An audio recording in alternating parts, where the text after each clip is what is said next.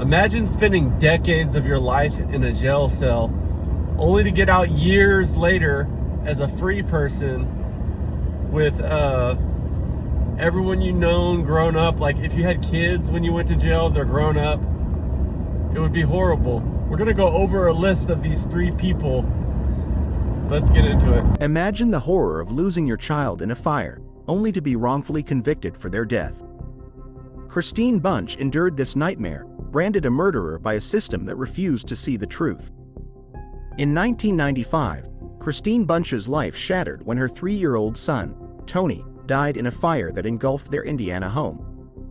Despite her devastation, Christine was accused of arson and murder, convicted on the basis of flawed forensic evidence.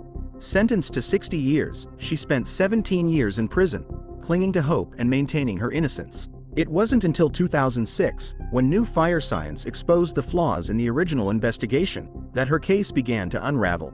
Evidence that could have exonerated her had been hidden. Christine Bunch's eventual exoneration underscores the catastrophic impact of faulty forensics and prosecutorial misconduct. Her story is a stark reminder of the need for justice, truth, and accountability.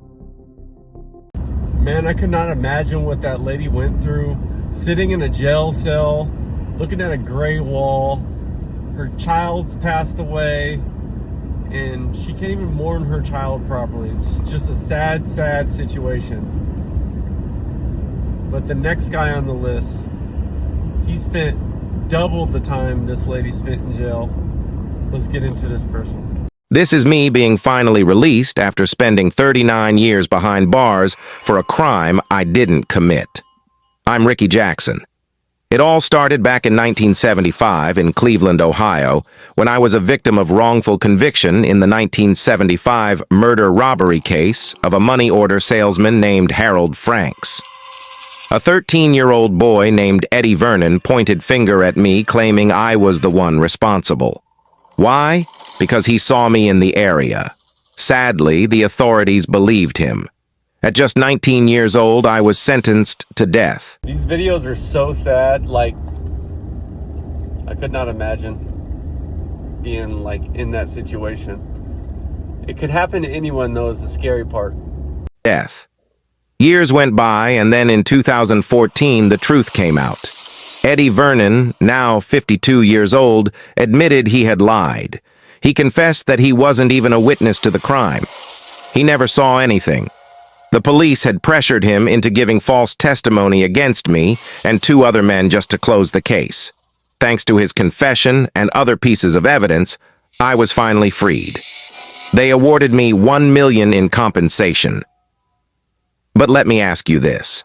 How do you put a price on 39 years of stolen freedom? How do you measure the time lost with family, friends, and the chance to live a normal life? Can any amount of money truly make up for decades of pain, isolation, and injustice? What would you do if everything you knew was taken from you and all you got in return was a check? Would that be enough for you? Wow. 39 years. He went to jail in his teens, and he got out an old man. I could not imagine, could anyone imagine spending most of their life in prison while you're innocent and the perpetrator's out still walking the streets?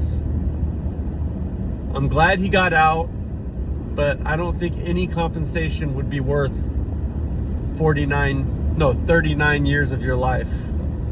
But watch the next guy on the list. He spent the most time as an innocent person in prison, 45 years of his life, for a crime he did not commit. The next guy on the list coming up. Imagine being innocent but spending decades behind bars. This is the heart-rending saga of Richard Phillips, wrongfully convicted of murder in 1972.